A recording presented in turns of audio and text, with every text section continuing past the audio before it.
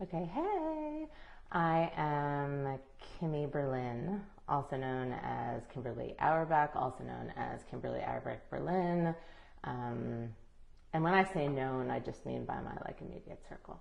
Anyway, hi, I'm here with Boo, and she invited me to be part of a shame reduction experiment. And since I think of my life mission as helping people eliminate, argue is not possible. But you know, wait a minute. Right? You once said that. You said you can't eliminate it entirely. So all I'm saying is that I like to help people own their truth, put it out there instead of live in secrecy and hiding. That's all. Okay. So that's as a teacher, I help people do that with their story. As a storyteller, I get up on stage and I admit things that other people would be embarrassed to, which is not to say that I don't get embarrassed. And hi, welcome. Hi. Is it happening? It's happening, I think. Okay, we'll just see. Yeah. Okay. Yeah. We have a little bit of a time lapse. Okay. And that's okay. So we're going very handy, a lot of hand motions. Okay. Oh, this is very meta, right? We're watching ourselves watch. Okay. I don't think we should watch. I think it's going to be distracting. Yeah. So we're just going to talk, and hopefully there's people watching and people listening. And tonight is a night of technical difficulties because I got all this new equipment, and I don't know if anybody out there has ever been to B&H Photo. Have you ever been to B&H? Yes, it's the best. It's a very interesting place. She got this mic. Yes, I got wireless mics that we're wearing. I mean, she had it all set up. There's a light over here. I was so impressed. And then we had a little trouble with Facebook. Yeah. But that's the deal with Facebook. It just is. You gotta shake it up. So we're going to go ahead and talk, and I'm going to take a deep breath. You ready? Mm-hmm. Let's take 3 deep breaths in unison, and whoever's watching, do it with us. Okay. Inhale.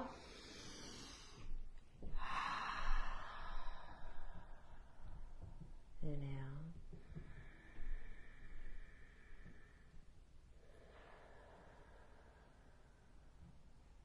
One more.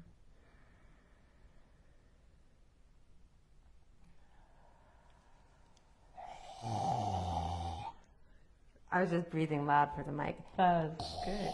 All right, so that feels better. Yeah, totally. Okay, cool. Yeah, All right. So the creative shame experiment. First, let me explain what it is and what it is. So I started it a while ago. It's not the creative shame experiment. Oh, sorry.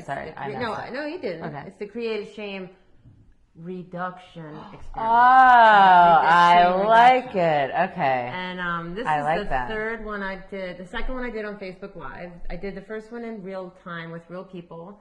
Just one person. Well, I mean, only one person came. And we watched Carol Burnett, Mama's Family, that Eunice, because that's just all about shame. And then the second one, no one came. And so on the second one, I did it on Facebook Live. And then the third one I did on Facebook Live intentionally because I enjoyed doing it on Facebook Live. And then the third one, the guest was really great. We had a really intense conversation. It was someone I hardly knew at all. And I'm not Ellen DeGeneres. I'm not really a talk show host, even though I know I seem like a natural. Yeah, she really does. I think you do. I could listen to you for a long time. Hey, Hi. Joe. Joe's here. Is it showing up on Facebook? Hi. We've had lots of technical difficulties. Because you weren't here. But is it showing up there on Facebook Live? Because it's not showing on our monitor. Oh, okay. Thanks, Brian. That's Joe. Hi, Joe. We are at his studio, Studio X, or the Hidden Place. And this is Kimmee. And this Kimby. Or Kimby. Maybe that's my new name that I could add to my arsenal of random names. Kimby. And that's Joe. You can't see him. So anyway, back to the creative shame reduction experiment. So the last time I did it was my first time interviewing someone. It was very intense. It got very intense. Right. And then the next morning, he asked me to take it down off Facebook Live. Right. I mean, I also gave him the option, and I did not give you the option. No. Right. So from going forward, we will not be removing it from Facebook Live.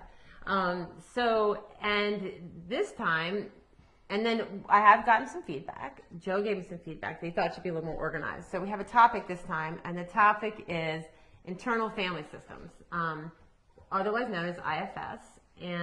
But we don't have to stay on the topic completely. I have a lot of shit I want to talk about and do. Kimmee can't stay the whole time. Kimmee. Yeah, that's great. You're like, I'm like, so she is. What's happening? Shocked. No, it's Kimberly. It's fine, whatever. Okay, I just to don't. be clear, it's Kimberly, Yes. and you don't like Kim. Yes, that's it. You like Kimmee. And I like Kimberly too. I just don't like Kim, and a lot of people seem to be calling me Kim, and it's very annoying to me. Well, I have the same problem. Yeah. My name is Elizabeth, and people call me Liz, and it's not that I could understand. Not that there's a big problem with Liz. It's Kim I'm and just Liz saying, are right? Yes, yes. I have no problem. yes. But the thing is, I don't identify as a Liz. It doesn't mean Right. anything to me. I don't. Oh, okay. What's happening? That's now. That's live. Well, that's Okay. 30 seconds ago. Okay. Yeah, it's weird. This weird time lapse. So my hair looks really gray when we have the lights on and the black background. I have to say.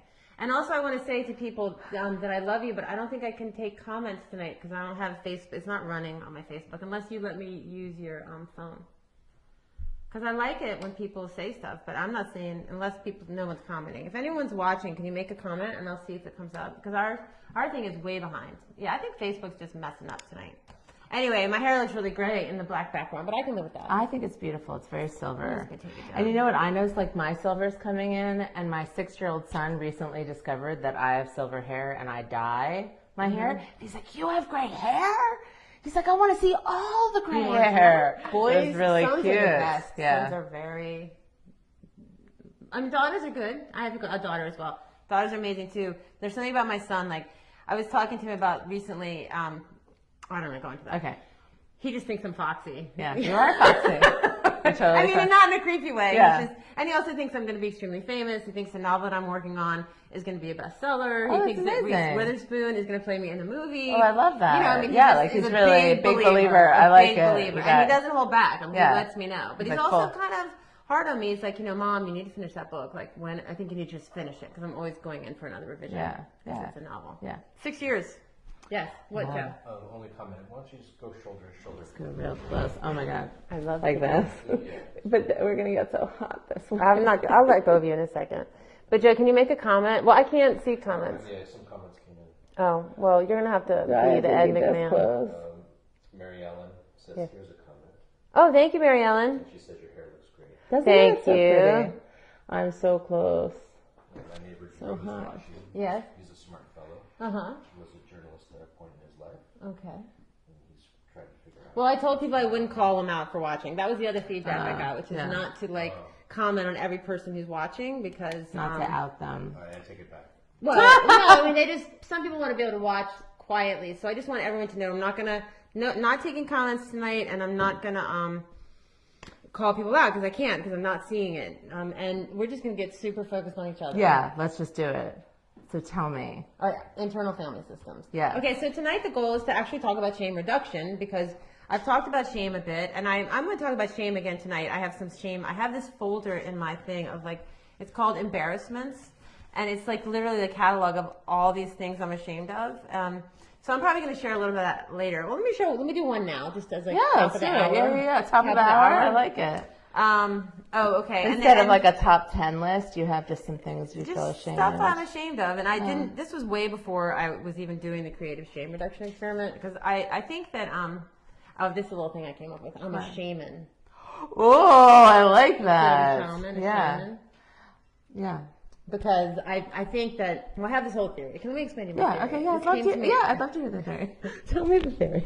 Okay. After my last shame reduction workshop, it was very intense, and it felt like I was sort of summoning shame down from the universe. Like that shame is the kind of thing no one wants to talk about it because even talking about it is almost like you're gonna start feeling it. Yeah, for sure. And nobody wants to feel it. No.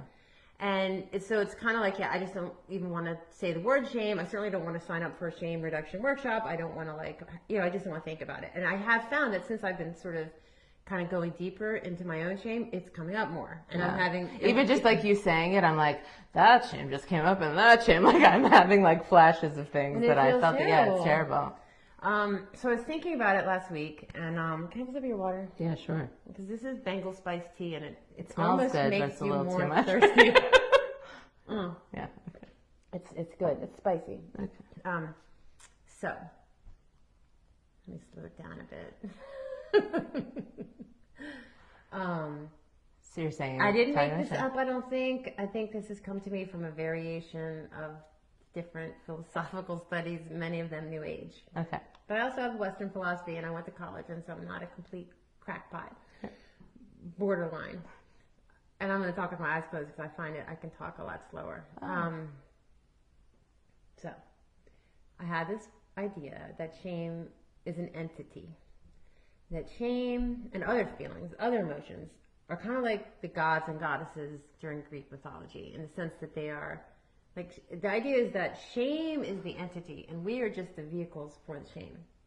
And that emotions are actually the beings that are like living in this universe. And they like just drop down and into we're like you? cells or like nerve endings. Yes, and they do. They drop down into you to So like you're being possessed.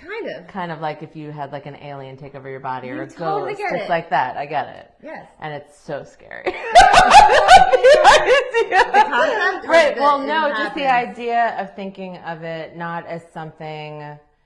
What scares me about that is that then it's not they're not feelings or parts of you that then you can befriend. Then they feel alien entering you, and that can feel violating.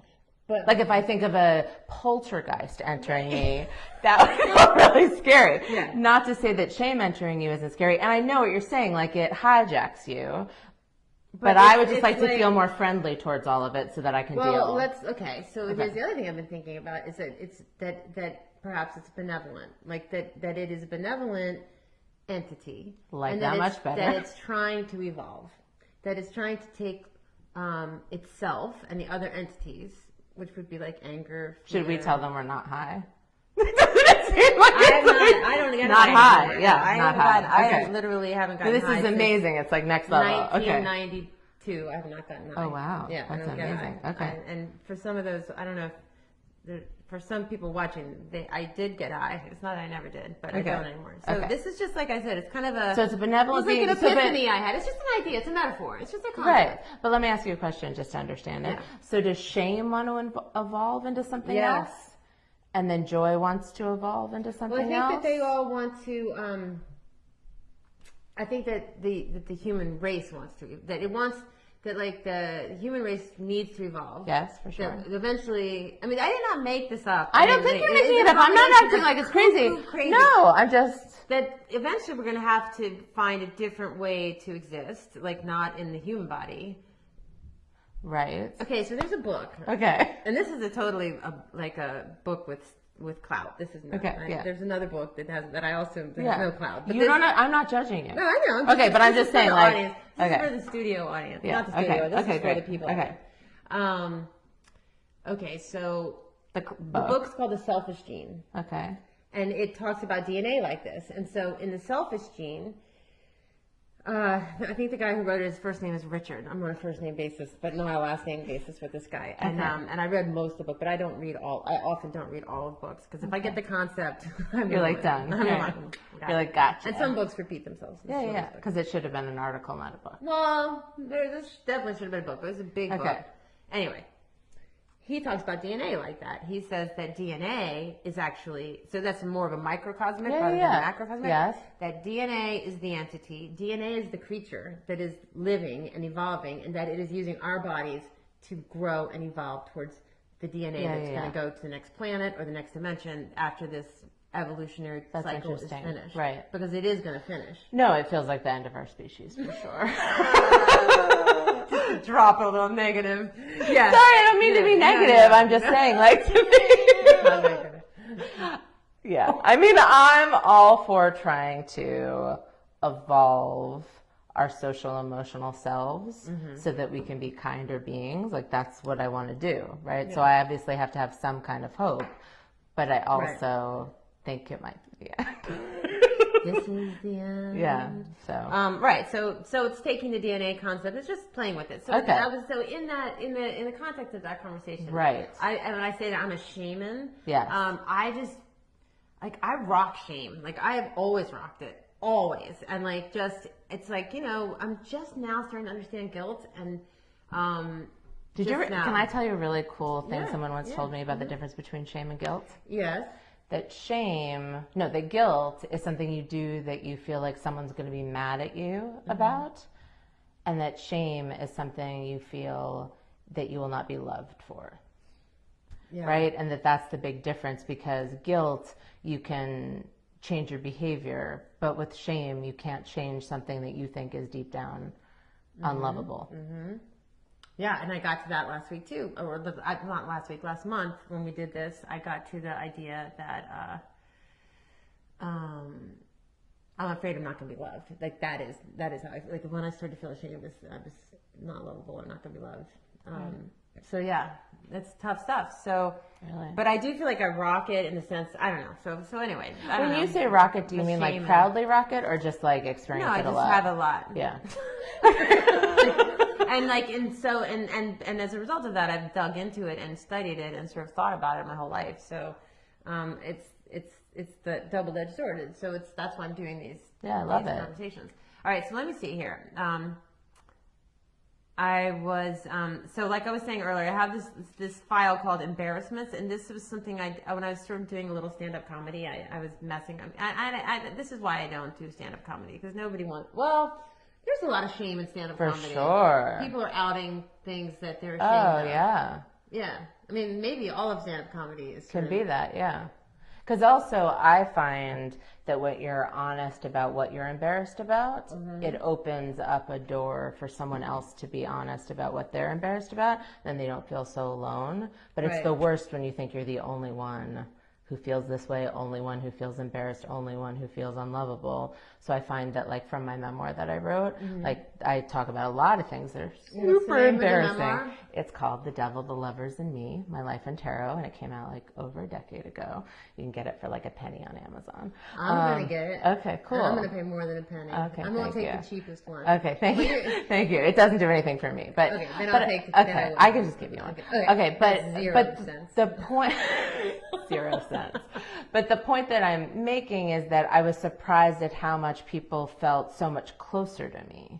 When they read your memoir. Right. Well, just not even just memoir, but when I'm honest about things that I'm super embarrassed by, that people feel closer because they're like, oh, like I feel that too. I don't have to be in hiding. I feel like in our regular interactions, people are pretending everything's fine most of the time. And having taught memoir for over a decade, no one's fine. Like no one, you know? Right. So it like opens up that conversation, which is why I love what you're doing. Cause you're welcome. Well, I was just thinking, as I was sitting here, I remember one time, I was at a party with you. The first night I met you, I went into a shame spiral. You did? Yeah, but I can't give you the details, and I don't want to go for. But as we were just talking, I remembered. Yeah, I did. It was like I triggered it. No, it wasn't you. It was something I said in a group that I started to feel ashamed of, and it's just the spiral part. You know, when for me there's shame, and then there's the spiral. The spiral is when it gets really bad. It just starts like spinning, and then I can't really listen to what people are saying, and because you're just in it. Yeah, right. It happened to me at that party. Oh my God, that's terrible. Okay, I'm sorry. It wasn't you though. I know, but still, I'm sorry. I know what that feels like. Yeah, so that's one example for me. I have where you said you thought you said something wrong. One category of shame is like I talk a lot. I'm kind of an introvert, but I'm an extrovert at parties, and I'll just start blabbing. I don't like going to parties. I mean, I stay home a lot by myself, but when I'm with other people, you're like, I might as well do it. I'm like, oh yeah. I just said something that I decided later, or didn't land with the person I said it to, and then I just went, whoo, like inward, like, oh my God, I can't believe I said that. So that's a category of shame for me, is shouldn't have said that. I mean, that would be a whole a whole inscribed memorial wall of all the things I had said that I wish I hadn't said. Yeah. Like, see your feeling. No, for sure, because what it reminds me of when I had the really bad postpartum depression after Milo, I went to this group to give notes on this project, and I said something that I felt like was really offensive to a really good friend of mine, and on the car back, like the car ride home, you know the Pulaski Skyway? Like where it's like all lights and darkness and like empty, whatever. In my head, I was in such a shame spiral that I couldn't tolerate the feeling that I wanted to fly off the bridge and have it all go away. Like, and that to me, I'm always really interested in self-regulation because I didn't know how to tolerate that feeling in particular. Whereas if I could have been in that moment more compassionate to myself, like sometimes people say the wrong things and sometimes people get offended and it's okay because you can be forgiven and you can be lovable or whatever. But it was so intense. So that's what came up for me. That kind of shouldn't have said that. Totally feeling that. See, now we're going to go. Now, Kimmee and I are going through a double shame spiral. No, I'm okay right now. Okay. It's called a shame spiral. It's called a shame helix. And we are going to self-destruct right in front of you because we're going to both remember things we've said that were horrible. So here's, okay, so I have a couple things to say about that. Okay, first of all, something that I would have done in that situation. I can't do it now. I don't even want to say this out loud because I don't know if everybody on Facebook Live knows this. Well, I'll just say it. So I just got divorced. Okay. So if you didn't know that already, now you know. I got divorced in December, but I used to try to call my husband. Right. I'm hot. I just wiped off sweat. No, you're fine. Yeah, no. You're good. No, you're okay. Okay. So I used to try to get my ex-husband to talk me down from those moments. I'd be like, okay, so do you think he heard me? So here's one of my other shame things is that I have a loud voice, and so I'll say something and I'll think I'll say something kind of nasty about somebody, which I should do anyway. Like at a party or something, and then I'll be like, he heard me. Like even if the person is standing across the room, I'll be like, oh my god. And this starts to verge. I sound like the craziest person. You don't. I love that you're being honest. Do you think you heard me? So I say to my husband, do you think you heard me? And then my husband would try to comfort me, but nothing. So my point is that if I were in the car going over the Pulaski Skyway, wondering if something I had said to my friend at this event was offensive, I probably would have called Pete and been like, she said this, I said that, she said this, I said that, what do you think? And do you think I'm horrible? Do you think she's right, mad? you would have just had someone talk you down. Because ultimately you just want them to say you're okay. But he never could. Right. It was he never could. No matter what he said, I'd be like, you don't get it. You know what I mean? Right, yeah. So it didn't work, but I still tried to do it. Did you ever try to get somebody to help you talk you down, or like you said, self-regulation? But well, okay, so I have that with Ethan around my fears. Mm-hmm. So I think no. This is okay. Reality check. That's really yeah. Thank you for checking. So recently, I had a CAT scan and they found a lesion on my liver, and I thought I had cancer, but I couldn't get those tests for a while because there's something with insurance where you have to go to a certain doctor, and that certain doctor has to vet it, and then it's whatever. Anyway, I was pretty good for 2 months waiting, but kind of in my head thinking that I might have cancer and I might die. And the night before the MRI, I didn't really let myself feel it until the night before I was going in for my MRI to see, and I just was sobbing. I really went there, of what it would be like to die with little boys, and just horrible. Mm-hmm. And Ethan didn't know what to do at all, because one, he thought I was fine, right? He didn't share the fear, so he couldn't meet me in my fear, which is a big thing in terms of meeting someone where they're at. And he made a joke, because my mom was living with us at the time. He's like, well, if you die, your mom can't move, right? Definitely can't move then. Right? And I was like, he is funny. Kind of funny. No, I mean, he's really funny. But what I needed, to your point, is I needed him to just be. You're like, that's amazingly funny. What I needed, I'm gonna push through. What I needed for him to do was just to be like, I'm so sorry, you're not alone. And he didn't need to join me in the feeling, but to help me feel less alone and comfort me. But would it have worked? Because what I'm saying is that I don't think when I'm in a shame spiral, and I wonder if fear is different. Fear might be different. True, but I think a hug always works. Yeah. I after one of the school shootings, our Rabbi Jesse Olitsky at Bethel, I was like, how do you do it? How do you comfort a whole community? Or it may have been after what happened in Pittsburgh. I'm not sure what it was. But I was like, how do you do it? And he just reached over and gave me a hug. You can't talk away certain feelings, or certain things that are real. And I think sometimes a hug, or sometimes just, and this kind of goes back to my internal family systems thing. Oh yeah, we're talking about internal family. Okay. Right. So this would be a good segue. Right. So why it's worked so well for me is that my therapist said something that's really changed everything for me, which is terror and shame are so young in us.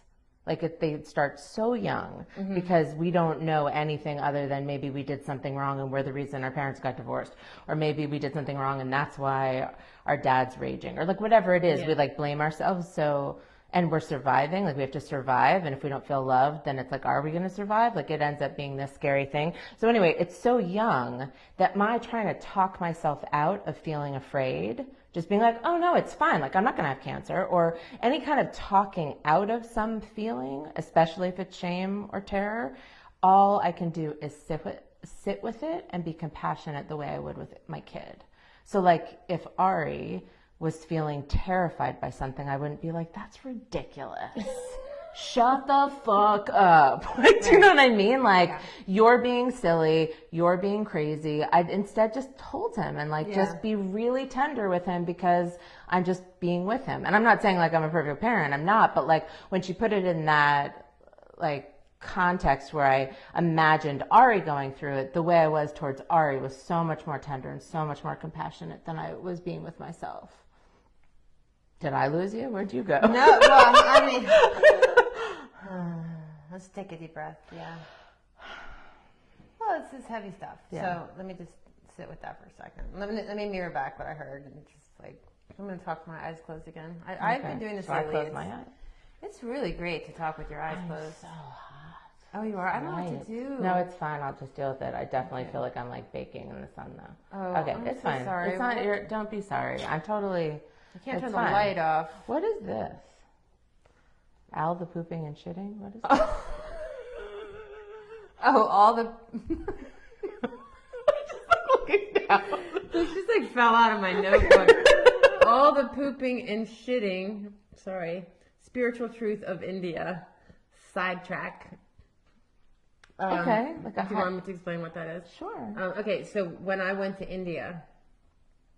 Oh my God, this is going to get me into really big trouble. But wait, then let's get back on track. It's okay. I think it wants to be talked about. Okay. It must have been in this embarrassments thing. Yeah, okay. I mean, sidetrack. Yeah, it was related to this thing I did in India that I was so ashamed of. So I went to India for 6 weeks, and I'm just going to say this flat out factual, and you guys can judge if you want. And I don't even know how it relates, but why not? So when I went to India. It was about 20 years ago, and India's probably changed a lot, but there was like just a lot of poop around on the ground. Yeah. Because it seemed, and I'm not doing a cultural criticism at all, and I'm just going to experience. This is my personal experience. It just seemed like there wasn't such a big deal, like to them. In a weird way, it does relate to shame. It just didn't seem like a big deal. Shit wasn't like quite as hidden and sort of put away in the toilet and flushed away like it was here. It was just like part of life. And also there was a lot of poverty, and so I think that people had to kind of go to the bathroom on the street because there was nowhere else to go. Right. And then, but it was like so intense. It was like I had not experienced it at that level, like that, like sort of face to face with all the excrement. This is just what happened for me. And then the other thing, the thing I had done. So then when I don't know. So then the thing I did that I was embarrassed about, and I'm going to say what I did, and is that I had like a fight with my friend that I was traveling with. I was traveling with my husband, and then he left, and then my friend came to meet me, and we were going to travel together, but we had this fight, and she changed her plane ticket without telling me. It was a bad fight. And I woke up at the hotel, and she was gone. That's horrible. Yeah, it was gone. I mean, it was bad. So like, I didn't know where she was, and then I went to the front desk, and they said she was at the airline office, and she changed her plane ticket. And then it was too late for me to change mine, and she flew out like that night. So it was sort of crazy. So then I was alone in India, which I was afraid of. I was afraid of those people. I was afraid. So I had to get to Madras, and it ended up on a bus. It was like a school bus. I bought a ticket. I had no plans to take a bus, but everything got really confused at that point, and I was really dissociated and scared, and I was going to stay at this ashram, and I had to get there, and so I took a bus from the airport in Madras to Tiruvannamalai, and it was like a 4-hour bus ride, and it was a school bus, and I got on the bus. So what I did was I bought 2 tickets, one for me and one for my backpack. which is really white privilege thing to do. Okay. Very princessy thing to do, but I didn't want to get separated from my backpack. No, I get it. So I got on the bus. And that made you feel embarrassed? Well, no, I'm going to finish the story. Sorry. Finish the story. So then I got on the bus and I had a seat and my backpack was on the seat next to me. And then slowly the bus started to fill. And when I say the bus started to fill, I mean it like really started to fill. And it was like a school bus with all the windows down. It was super hot. Yeah. It filled up completely. Like everyone in the aisles, people were sitting on top of the bus. Like that was that full.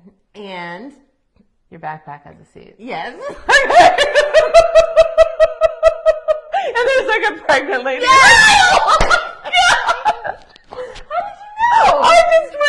I just thought of the worst thing that there could be. I know. Wait, So and then- you didn't let her sit? Well, I was holding my position. I'm not judging you. You were I was holding your my position. out of like fear because I just so the man in front of me turned around to me and he said, "You should be ashamed of yourself." And I was like, okay, take my backpack. And then I just thought I was never going to see it again. So they took my backpack and they passed it all. I was in the back of the bus. They passed it all the way up to the front of the bus. And almost to my backpack. Where did it go? To the front of the bus. Like, so they in didn't get it window. off the bus. They didn't Okay, get it off the yeah. bus, but they passed it all the way up to the front of the bus and she sat with me. But then I sat for the rest of the bus ride in complete shame, like just feeling like the worst person in the world. And also just fear that someone's going to take my stuff. Right. And then we started, so it all ties together. And this is this little sheet of paper. This is we need to talk about. Then So when you're telling me this, do you feel hijacked by your shame? not this one. Okay. I feel like a bad person, selfish, like American, very American thing to do. And but also it was like so brand new to me. And It was also a young thing to do, right? I was in my 20s, but I was also in a state of extreme fear because my friend had abandoned me. I was by myself. I was on this bus because I couldn't figure out any other way to, it was like I was under duress. Right, and you were also trying to make yourself safe. Right, yeah, I didn't want to lose understand my backpack. And right. Did you lose it? Did you get it at the end of the I trip? got it at the end, but I know we stopped at like a place to go to the bathroom, like a rest area, and it was, whatever. That's enough. Okay. That's enough. We don't need to go into the bathroom. Okay. So yeah, for some reason that story wanted to be told because this little piece of paper fell out of my folder. Amazing. So that's it. I'm not going to read anything from embarrassments because that's what came out of it. And so we were going to talk about internal family systems. Okay, first I want to just say that internal family systems is a therapy technique, and part of the creative shame reduction experiment is that I am not a therapist. Kimmee is not a therapist. No. We don't claim to be therapists. I have been in much therapy in my life. Have you done much therapy? Yeah, since 19. Pretty good chunk. Yeah. Spend a little cash. Yeah. On the therapist couch. Yeah. All right. I kind of had a feeling because you're so wonderful and so transformed and so wise. But I try to deal. Yeah. So I've done enough therapy that I feel like I can just do whatever I want. Or talk about whatever I want. So I'm going to talk about this. I suppose it is something that therapists know about and that therapists get trained in when they do their extra training. I learned about it from a therapist. But it's also, there are books out there where you can do it on your own. So it's called Internal Family Systems, and it is essentially inner child work, parts work. It's parts work. And so not every part is a young part. So you can do parts work and find parts. Your controller. 20-year-old parts or teenage parts, but often, for me at least, a lot of the experience has been with the younger parts. Yeah. And so what Kimmee was saying earlier, which I thought was really cool, was that terror and shame are young feelings. Mm-hmm. And if you want to kind of resolve them or explore them, in IFS, you kind of go in and interact with these parts in an internal way to heal them. So my understanding, at least, so that's I will say, I'm not going to explain all about IFS because it's very technical. But why don't you talk about... But can I just say one thing that I think will make it easy for people? That's fine, just take it. Make it easier for people to understand is the pop culture examples, right? So Inside Out is a great example with anger and joy and sadness.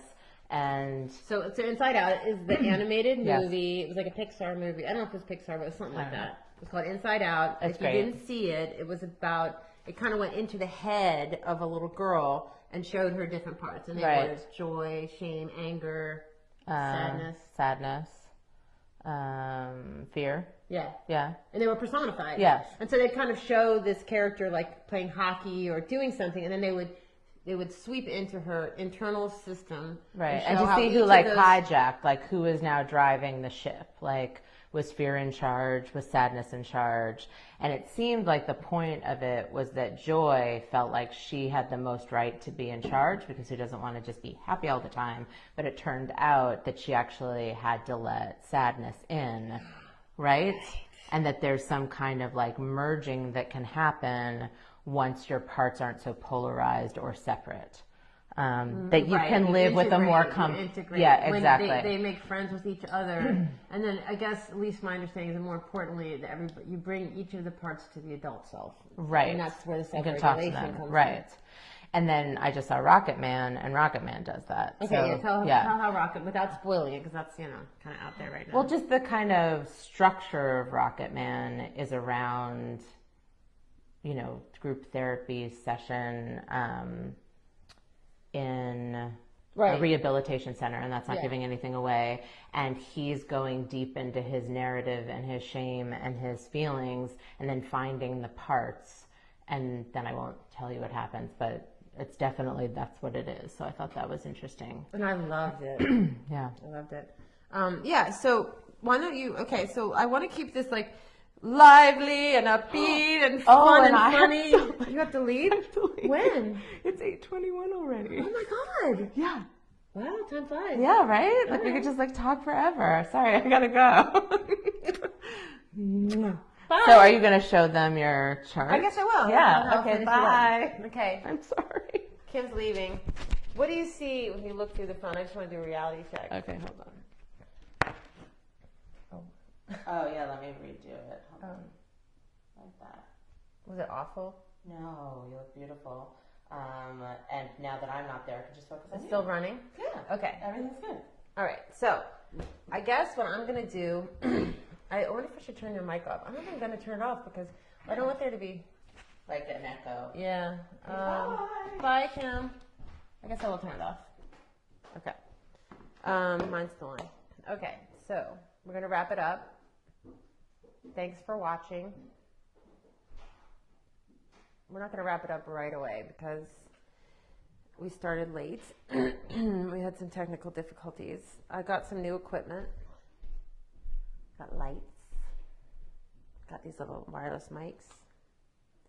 Got a tripod and like a little, a grip thing. So it seems like a little trickier though. I couldn't get the Facebook Live to work sideways. And I think I canceled it out like 3 times, so I apologize for that. And I didn't tag anybody, and I haven't been able to take any comments tonight. These are the problems we're having. I actually really love taking comments, and I really have this vision to keep doing this and to take phone calls because I just think that would be the funnest thing in the world to be able to talk to everybody. I love it. So that's the goal. But I'm just sitting in my friend Joe's basement. It's kind of low tech at this point. And how we would take calls. It probably wouldn't be that hard, honestly. Maybe the next time we'll take some phone calls. I need to figure that out. Anyway, so that's the little, I don't know what that was. That was just me talking about this experiment. I think Kimmee said something about how she feels like it's possible to eliminate shame, and I am more concerned with reducing it. And I've been thinking about like whether or not talking about something that we're ashamed about actually makes it go away, and I don't find that it does. I asked my friend, I talked to a friend yesterday, and he said, we were talking about the Pride March. Oh, I think I did say I was going to talk about Pride a little bit. So yesterday, or Sunday, was the 50th anniversary of Stonewall, and I'm having shame right now because I'm not sure I said that right or remembered it right. But anyway, it was a big march in New York City, and I had a plan to meet a friend in the city to talk about a project. And when we were making our plan, our plan was not to go to the march. Our plan was to meet on the outside of the march. And so if you looked on your phone on Sunday in the city, if you looked on Google Maps, there was this beautiful rainbow border of where the march was. But the truth was, I did not realize the scale of the march. So there was really probably no way to be in New York City on Sunday without being in the march. And that's what happened. So I got there. I was on a city bike, which was ridiculous. And I was like riding my bike right into the march, a city bike. And the cops were laughing at me even, because then I wanted to get rid of my bike, but there was nowhere to dock it. I couldn't move it. And I was trying to get across town to meet my friend. He was on the other side of the parade. And so it was just, and then I finally hooked up with him, and then we got swept into the parade. I mean, we just kept getting swept into the march all day. It was really beautiful. And there was a lot of nudity, and like, not complete nudity, but just thongs and short shorts and boobs hanging out, and like see-through dresses, and it was just a pride march. It was beautiful. It was very beautiful. And I had this thought that pride is the opposite of shame. I mean, which I think is probably true. But I think it's hard won, and I don't think it's as easy as taking your clothes off, probably. Maybe. Maybe. For some. I mean, everyone's different. I mean, I think it's a great step in the right direction. But I just, like, and the reason I'm even talking about it is because it's sort of like, you can talk about something you're ashamed of, but it may not take the shame away. And so something like internal family systems, work, which is a therapy thing, is a way to reduce shame. And so the way it worked for me, so the first time I did it, my therapist told me about it, and I was really resistant, and I would have saved a lot of money on therapy if I wasn't so resistant, but there you have it. And we went in to find a part, and I just couldn't really ever, I mean, here's the thing about IFS too. It's energy work, basically, in my opinion. Again, I'm not a therapist. I'm not an expert. I've read some books about it. I've talked to people about it, and I've done it myself, but I'm not an expert. But it's energy work, so it's metaphorical work. Like, you're kind of going in, and you're naming things, and you're meditating, your eyes are closed, and you have and I was thinking maybe, to do a guided meditation tonight, but I couldn't find it. There's one online, so you can YouTube it. So let me give you some, the way that these things are going to work is that we're going to have, I'm going to write something about this tomorrow on my website, and which is bootrundle.com. And also I will say here, if anyone's still watching, and I love you all, whether you're watching or not, because I really like doing this, you should subscribe to my YouTube channel, because I only have 35 subscribers, and I need 1,000 subscribers to do this, like live streaming on YouTube.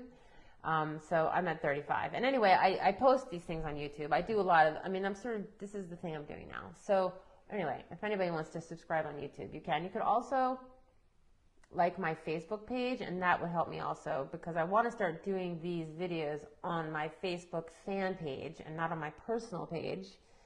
Because I just feel like it would be good to just move it over there, and then friends from preschool and church when I was 10, and people I used to work with, if they don't want to watch me do this, they don't have to. You can go to the fan page, which is like, that's my creative persona, my creative spiritual persona would be happening on my fan page. And then on my Elizabeth Trundle, I can be a normal, like a soccer mom, which is not what I am. I am a mom, but I feel like I could contain it a bit. But right now it's just a free-for-all, so I have to let go of that. So that's what I'm saying. Like my Boo Trundle page, please, and also watch and become a YouTube subscriber, because then at some point I can just completely abandon my identity, my real life identity, for my creative spiritual projects, and I don't have to mix them. But I guess that's kind of a high level goal. I don't think I'm going to show you. Well, I'll show you. I will show you. I don't want to show this to you. I really wish I could see who's watching. Do we want to talk more about IFS?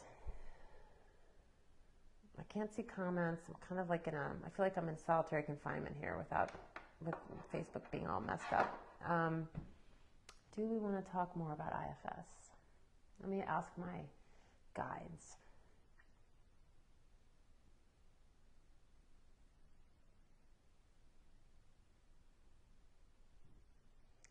Yeah, okay.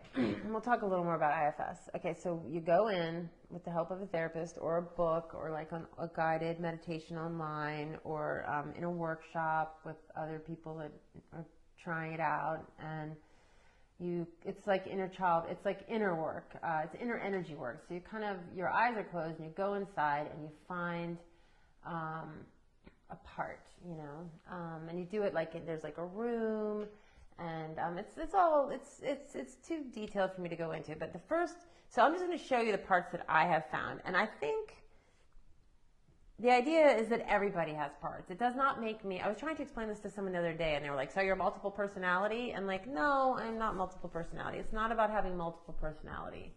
And actually that whole paradigm has been a bit debunked. I think they call it dissociative identity disorder now, D.I.D, and it's not like Sybil or something. That's maybe dating myself, but I don't know. Did anybody see the United States of Tara? That's a show that explores parts.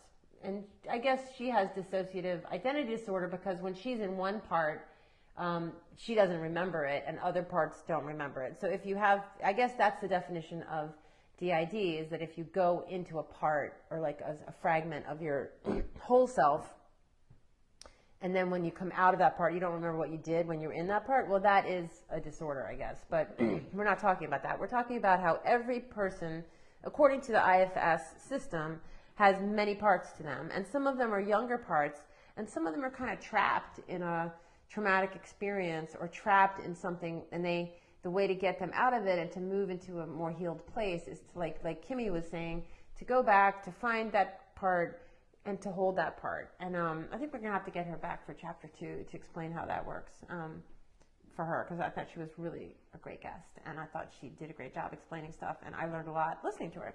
But before we close, I'm going to show you, I don't know if I can, well, let's see, hold on.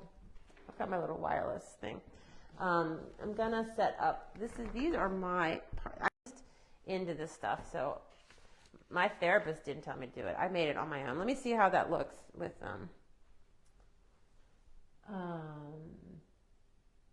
let's see. Kimmy's watching. Well, how does that work, Kimmee? You're home already? Okay, so I'm going to move it up closer. Let's see here. I can't see. It's very frustrating. I just want to say technical difficulties are a drag.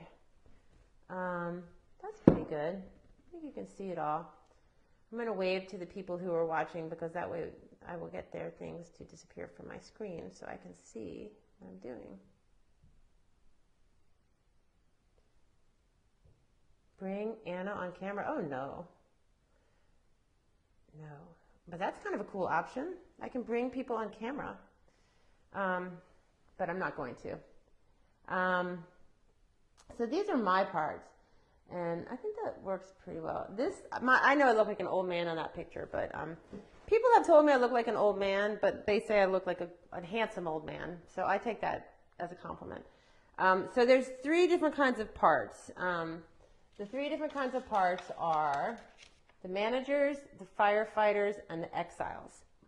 And this is according to Richard Schwartz. This is the IFS system. So the managers are like the hardcore parts of you that get shit done. And again, I am not a therapist, and I don't have a degree in this stuff. So this is my opinion. So this is me as a cheerleader. I call her Ellen. That's the part of me that's like, takes care of my kids and signs up for frickin' camp and like gets the forms in and goes to the doctor and gets the forms signed and like wakes up in the morning and is hard charging and is going to slay the day. And that's a manager part. But the managers can get kind of out of control and become inner critics. And then they're like, get out of bed, you fucking loser. I'm sure nobody identifies with that. So you gotta have to, so they need to be temperate or like moderated. But I'm not going to go into too much more because it's really, you can read a book. So I highly recommend you read a book about IFS by Richard Schwartz if you're interested in this. But so we have your managers, then you have your firefighters, and they're the mofos that mess everything up for me. But not always. I mean, it's tricky. We need all these parts. Basically, you need all these parts. You wouldn't want to not have your firefighters, but this is Scout, and he is one of my firefighters, and he's the one, and I acknowledge him quite often. So like an example of that part would be, he's also vigilant, so he's on the lookout for trouble. But like if I'm in a car and somebody rages against me, like in the car, you know, like you accidentally make a bad turn. This happens. I'm not a good driver. I'll just say that. And so like sometimes I'll accidentally make a bad turn, and then you get like shamed by the person who you, even if you didn't even cause a problem, it wasn't like you were going to hit them. It wasn't like they were going to die or anything. But you know that shame sandwich that you get served up by a road rager who's just, sometimes they're not even mad. They just want you to know that they saw you fuck up in your car and that you're a bad person. And it happens to me a lot because I'm not a bad person, but I'm a bad driver. So this guy, Scout, will be like, fuck you! And like, I mean, it's a road rage thing. And then he wants, like, it's a male part. I don't know why I've made him a male part, but he wants to turn the car around, chase them down, like run them off the road, pull them out of the car, and pummel them, you know, to bits, which I don't allow. But that's Scout. So that's just one part. So I would call that a rage part. And so I also have rage down here. And then down here is like the exiles. So that's the third kind of part. And the exiles are the hidden children, or not always children, but often children. And so one of my exiles, so I have a bunch of them, and I'm probably overzealous. I like collaging. So anyway, this is Smushed Bug. Okay, so this is one of my parts. Smushed Bug is sort of like, well, the picture is like a bug getting mushed under a shoe. So I think Smush Bug was like a child part that just didn't feel heard and didn't feel like I could, I just felt smushed, you know, like other people's needs were more important. My dad was kind of both my parents had big personalities, and so it felt like I was a smushed bug. So I call her Smushed Bug, and that's like an exiled part. So I've had to sort of like, so like Scout is a much more vocal part and a part that comes out more, and Smush Bug's kind of like a part that probably I need to kind of go find her and like bring her up and like Kimmee was saying, like integrate the parts. So anyway, I'll take this away now. So I hope nobody photographed that. Anyway, those are my parts. I've kind of gotten to know them all. It's been good. So I think it's probably time to shut up. It's 8:37. I think this is supposed to be an hour-long performance show, but I can't really go long. This is when I would take calls. So let me take an imaginary call. Let's see. Ring, ring, ring. Hello. This is my. Wait, no, you wouldn't actually. You would do it like a speakerphone. Okay, you're on the air. What would the imaginary question be? Let's see. Maybe it'd be something about the story told about being in India. Let's see. Well, let's see. Let me think of a question. Let me close my eyes. Hold on.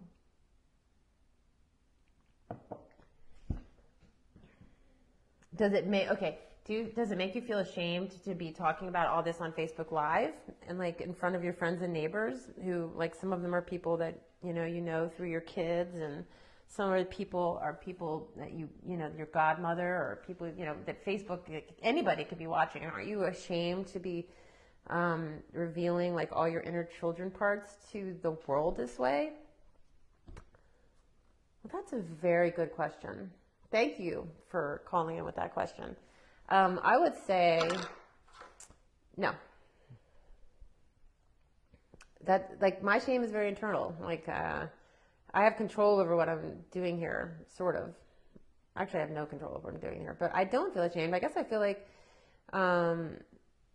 it's a good thing. Like, I think it's fun, and I don't think shame is fun, but I think it's fun to do Facebook Live. And I think it's also, like, I think as I get older and as I do this work where I'm internalizing all these parts, I'm no longer sort of identified as much with Boo Trundle, whose name is on the Facebook page. I mean, I need to be because I'm a mother, but I think that, like I said, IFS is energy work, and I've been doing a ton of energy work. I've been doing the IFS, and the IFS kind of has led me into some other stuff, which is I'm not going to go into yet. I will do it on a future segment, and I think that, you know, it's very liberating to just let go of the identity that you think you have, and to one way to do that is to just let go of face, you know, like Facebook, like let go of face, like let go of like what people think of you.